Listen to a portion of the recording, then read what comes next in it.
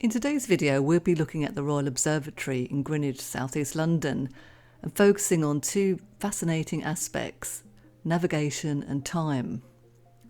Flamsteed House here was built in the 1670s and it sits on the top of the hill for a prime position, but it used to be a castle and a watchtower, which was built in the 15th century. As you can see, became very dilapidated.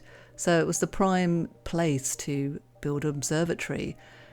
And you can see here from this painting in the 1680s, the Queen's House at the bottom of the hill here, which was built in the 1630s, and the later building here, Flamsteed House, sitting on the top of the hill overlooking the Thames.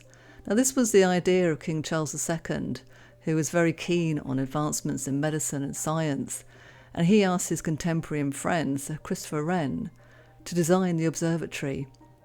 And this was the first purpose-built scientific research facility in Britain. Its work was to perfect the art of navigation, to create better charts, a lunar distance method of finding longitude, and John Flamsteed was the first astronomer royal.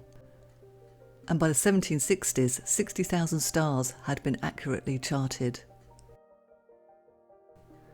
And these charts became a valuable resource to the Royal Navy and merchant ships to help them navigate longitude from east to west. And here we can see the prime meridian line outside Flamsteed House, and this is used to navigate longitude 0 degrees to the west and 0 degrees to the east. The 19th century saw many scientific advancements, and this is when the dome was built to the left of Flamsteed House here, and it was nicknamed the Onion Dome because it peeled back to reveal a very large telescope. The dome was built in 1892, and a year later the Great Equatorial Telescope was installed. And this was a revolutionary design. It had a 28-inch lens, and you can see here, it's a giant. Greenwich is not just famous for the prime meridian, but also Greenwich Mean Time itself. And here we can see the Shepherd Gate clock, installed in 1852, and it's the first time that GMT was ever shown to the public, and it's a 24-hour clock. And if you're visiting the observatory about 1 o'clock, you're in for a very special surprise.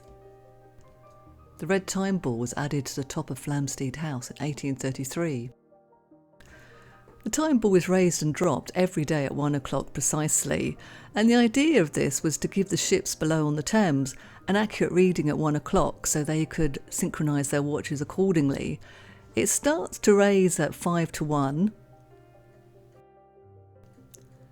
It then stops and then starts to raise again at 2 minutes to 1 for the end of its journey before it's ready for the big drop.